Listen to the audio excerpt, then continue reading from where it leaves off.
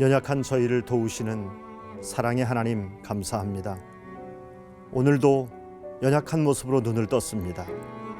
그러나 오늘 우리는 하나님의 은총 가운데 눈을 뜬 줄로 믿습니다. 주께 맡김으로 하나님의 능력이 우리 안에 살아나는 시간이 될 줄로 믿습니다. 하나님, 교만하지 않게 하여 주옵소서.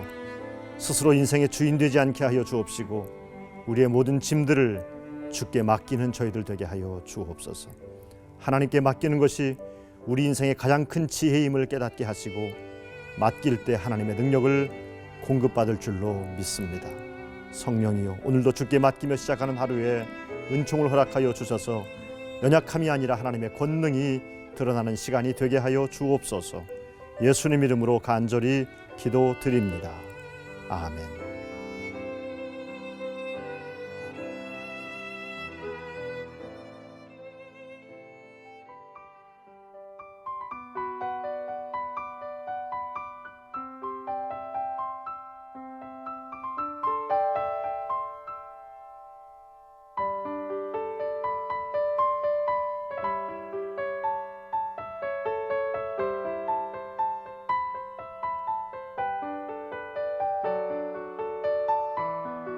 기도로 여는 하루의 이학성 목사입니다. 언젠가 한번 동료 목사님들 세 분과 함께 목욕탕에 간 적이 있습니다. 그런데 당황스럽게도 목욕을 끝나 나와 보니까 제 락커를 누가 뜯었어요. 그리고는 제 주머니에 있는 지갑에서 돈을 다 가져가고 말았습니다. CCTV를 가만히 보니까 저 입구에서부터 도둑님께서 따라 들어온 겁니다. 그리고는 제 락커만을 뜯고 제 지갑을 털어간 겁니다. 돈을 다 잃어버린 다음에 락커 문에 써 있는 글귀가 눈에 확 들어왔습니다. 거기에는 이렇게 적혀 있었습니다. 맡기지 않으면 책임지지 않습니다. 돈은 털렸지만 굉장히 은혜를 많이 받는 사건이었습니다. 그래서 오랫도록 기억에 남습니다.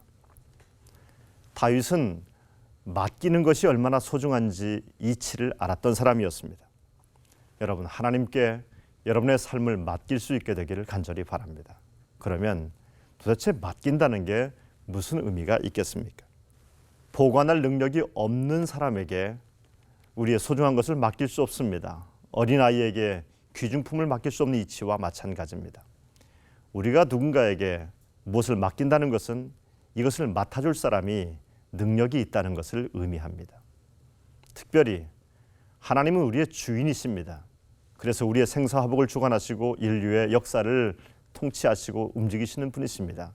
능력이 하나님이십니다. 그래서 이 하나님께 맡긴다는 것은 하나님이 우리의 주인이심을 인정하는 일과 마찬가지입니다. 하나님이 모세를 부르셨을 때 모세에게 신을 벗으라고 말씀하신 적이 있습니다. 왜 갑자기 신을 벗으라고 했을까요? 모세는 그것이 무엇을 의미하는지를 잘 알고 있었습니다. 맨발이라고 하는 것, 그 당시 풍습에서 신발을 벗었다는 것은 내가 노예라고 하는 내 신분을 드러내는 겁니다. 주인은 신발을 신지만 노예는 신을 신지 않습니다. 신을 신지 않고 다닌다는 것, 그건 하나만으로 나는 노예입니다. 누군가 내 주인이 있다고 하는 말입니다. 하나님께서 사명을 맡기시면서 모세에게 너 신발을 벗으라고 말합니다. 이제부터 내 인생의 주인이 나라고 하는 것을 하나님께서 확신시켜주고 싶었던 것입니다. 모세에게만 그런 것이 아닙니다. 여호수아 5장 15절 말씀 보니까 하나님께서는 여호수아에게도 가나안 땅을 정복하기 전에 말씀하십니다. 발에서 신을 벗으라고 말씀하셨습니다. 주인을 인정하라는 얘기입니다. 네 인생, 네 삶을 나에게 맡기라고 하는 하나님의 명령이기도 한 것입니다. 그런데 우리 인생에서 참 맡길 것이 많지 않습니까? 자식도 맡겨야 되고 우리의 미래도 맡겨야 되고 우리 사업도 맡겨야 되는데 정말 맡기기 어려운 것이 있습니다. 정말 맡기기 어려운 것입니다. 그것은 원수 갚고 싶어하는 미워하는 마음입니다. 복수하고 싶은 권리를 맡기기 정말 어렵습니다. 우리는 미운 사람은 언젠가 한번 뒷골목에서 만나면은 내가 힘이 세고 그 사람이 약하면은 언젠가면 결정적인 순간에 결정적인 타격을 한번 주고 싶은 이런 마음들을 갖고 있습니다. 복수하고 싶은 마음입니다. 그런데 다윗은 원수 갚길 원하는 그 마음도 하나님께 맡겼습니다. 시편 37편 보면은 다윗 주변에는 참 악한 사람들이 많이 있었던 것 같습니다. 악을 행하는 자, 악한 꾀를 이루는 자들 때문에 무척이나 괴로워했습니다. 그렇지만 다윗은 말합니다. 악을 행하는 자들로 인해서 불평하지 말아라, 시기하지 말라고 당부하고 있습니다. 다윗에게 원수가 있었지요. 우리가 잘 아는 사람, 늘 다윗을 시기하고 다윗을 죽이려고 했던 다윗의 인생의 가장 큰 원수는 사울왕이었습니다. 사울왕은 정말 다윗에게는 너무나 미운 사람이었습니다. 그러나 다윗은 그렇게 자기를 괴롭혔던 사울왕을 죽이지 않았습니다. 원수를 갚을 수 있는, 복수할 수 있는 기회가 왔습니다. 권리도 있습니다. 힘도 있었습니다. 그런데 다윗은 복수할 수 있는 권리를 하나님께 맡깁니다. 뿐만 아닙니다. 그의 원수들에게, 이 원수의 후손들에게도 다윗은 은혜를 베풀어 줍니다. 원수 갚으려고 하는 마음, 그 미워하는 마음도 주께 맡겨야 할 것입니다. 가장 어려운 마음인데 이것을 맡기는 사람이 되기를 간절히 바랍니다. 여러분은 어떤 짐을 지고 살고 있습니까? 여러분은 어떤 짐 때문에 그렇게 힘들어하고 있습니까? 어느 날 예수님께서 우리들에게 이렇게 말씀하셨습니다. 수고하고 무거운 짐 진 자들아 다 내게로 오라. 내가 너희를 쉬게 하리라고 말씀하셨습니다. 그렇습니다. 여러분의 무거운 짐을 주님께 맡길 수 있게 되기를 바랍니다. 이 무거운 짐은 죄악의 무거운 짐입니다. 이 죄의 무거운 짐은 우리가 공부를 잘한다고 돈을 많이 번다고 해결할 수 있는 문제가 결코 아닙니다. 헬스클럽에 가서 몸무게를 빼는 것처럼 우리의 죄의 무게를 뺄 수 있으면 얼마나 좋겠습니까만은 불가능한 일입니다. 죄의 무게를 주께 맡겨야 되는데 우리 인생은 사실은 경주하는 마라톤 선수와 같지 않습니까? 히브리서 기자가 히브리서 12장 1절에서 이러므로 우리에게 구름같이 둘러싼 허다한 증인들이 있으니 모든 무거운 것과 얽매이기 쉬운 죄를 벗어버리고 인내로써 우리 앞에 당한 경주를 하며라고 말씀을 했어요. 그래요. 우리는 경주자입니다. 그런데 경주자가 무거운 죄의 짐을 짊어지고 있으면은 달릴 수가 없지 않겠습니까? 맡겨야 됩니다. 내 인생 이 고통의 죄의 문제는 늘 우리에게 죄책감을 안겨다 주고 우리를 고통스럽게 만듭니다. 맡겨야 됩니다. 그래서 승리의 면류관 쓰신 우리 주님께 맡김으로 말미암아서 인생의 경주에서 시원스럽게 달릴 수 있게 되기를 간절히 바랍니다. 우리에게는 염려라는 참 무거운 짐이 있습니다. 염려라는 것은 참 좋지 않은 상상력입니다. 아직 이루어지지 않은 일입니다. 그리고 어떻게 이루어질지 알지 못하는 미래적 사건을 지레 짐작하고 걱정하는 것을 염려라고 합니다. 이 잘못된 상상력이 우리 인간에게는 다 있습니다. 그래서 안 되면 어떡할까? 넘어지면 어떡할까? 실패하면 어떡할까? 어떡할까 하면서 날마다 걱정하면서 살아오고 있지 않습니까? 베드로전서 5장 7절에서 성경은 우리에게 이렇게 말합니다. 너희 염려를 다 주께 맡기라. 이는 그가 너희를 돌보심이라고 하셨습니다. 여러분의 염려의 짐도 주님께 맡길 수 있게 되기를 간절히 바랍니다. 살다 보면은 염려할 일이 왜 안 생기겠습니까? 그렇지만 우리가 염려한다고 키를 한 자라도 크게 할 수 있겠습니까? 염려는 좋지 않은 상상력입니다. 이 좋지 않은 상상력이 여러분의 마음속에 있는 한 우리는 행복할 수 없습니다. 염려를 맡길 수 있게 되기를 바랍니다. 빌립보 4장에서 성경은 이렇게 말합니다. 아무것도 염려하지 말고 다만 모든 일에 기도와 간구로, 염려를 기도와 간구로 대신하라고 당부하고 있습니다. 염려하면은 마음에 걱정만 늘어납니다. 병만 생깁니다. 그러나 기도하면은 놀라운 일이 벌어집니다. 기도는 우리를 기적으로 인도합니다. 하나님께서 우리를 위해서 일하기 시작합니다. 기도하면 주님께서 우리의 무거운 짐을 대신 지시고 우리에게는 시원함을 허락해 주심을 믿으시기를 바랍니다. 기도가 뭘까 묵상하면서 생각해 봤습니다. 기도는 하나님께 우리를 도울 수 있는 기회를 하나님께 드리는 것이 기도입니다. 하나님은 여러분과 저를 돕기를 원하십니다. 아버지의 가장 큰 기쁨이 뭘까요? 자식의 어려움을 도와주는 것이 아버지의 큰 기쁨 아니겠습니까? 하나님은 우리의 도움이십니다.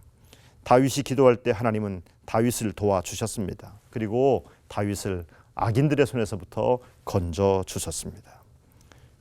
하나님은 하나님을 의지하는 자의 도움이 되신다고 말씀하셨습니다. 기도는 우리의 도움 되시는 하나님을 바라보고 하나님만을 의지하는 것이 기도입니다. 하나님을 도움으로 삼는 사람은 복이 있습니다. 하나님께 의뢰하는 사람은 언제나 복이 있습니다. 하나님께서는 하나님을 신뢰하고 하나님을 기뻐하는 사람들에게 마음의 소원을 이루어 주신다고 말씀하셨습니다. 한 걸음 더 나아가 다윗은 기도하며 하나님 앞에 잠잠히 참고 기다리라고 당부하고 있습니다. 기다리는 동안에 불평하지 마십시오. 염려하지 마십시오. 감사함으로 기다리면 됩니다. 여호와 앞에 잠잠하고 참고 기다리라. 자기 길이 형통하며 악한 꾀를 이루는 자 때문에 불평하지 말지니라고 7절에 말씀하셨습니다. 요셉이 보디발의 집에서 그리고 감옥에서 배운 훈련은 기다림의 훈련이었습니다. 모세가 광야에서 배운 훈련도 기다림의 훈련이었습니다. 다윗이 아둘람 동굴에서 기다림의 훈련을 했던 겁니다. 기다리면 하나님이 일하십니다. 그리고 하나님이 시작하신 일은 반드시 온전케 이루십니다. 무작정 아무에게나 맡기라는 얘기가 아닙니다. 무작정 기다리라는 얘기가 아닙니다. 하나님께서 온전히 이루실 줄로 믿고 기다리라고 하는 말씀입니다. 그 하나님, 능력의 하나님께 맡기라고 하는 말씀입니다. 전능하신 하나님, 그래서 못할 일이 없으신 우리의 아빠 되신 하나님께 맡기십시오. 맡기는 자에게 주시는 축복의 말씀을 다시 읽어드립니다. 내 길을 여호와께 맡기라. 그를 의지하면 그가 이루시고 내 의를 빛같이 나타내시며 내 공의를 정오의 빛같이 하시리로다. 하나님의 이루어 주심의 축복이 오늘 기도하는 여러분들에게 함께 하실 줄로 믿습니다. 이제 오늘 들으신 말씀을 생각하면서 묵상하며 기도하는 시간을 갖겠습니다.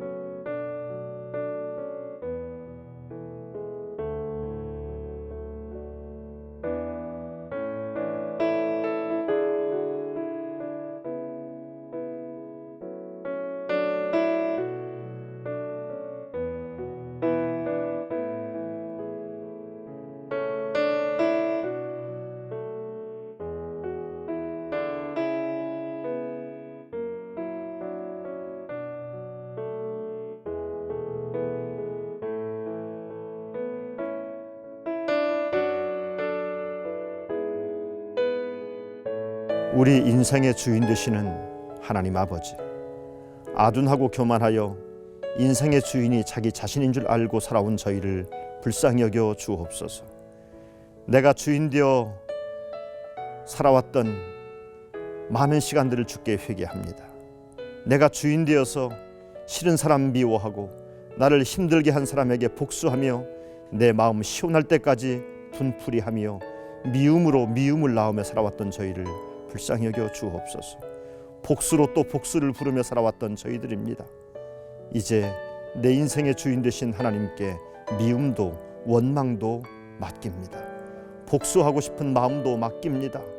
또한 우리를 그토록 힘들게 만드는 죄의 짐도 염려의 짐도 맡깁니다.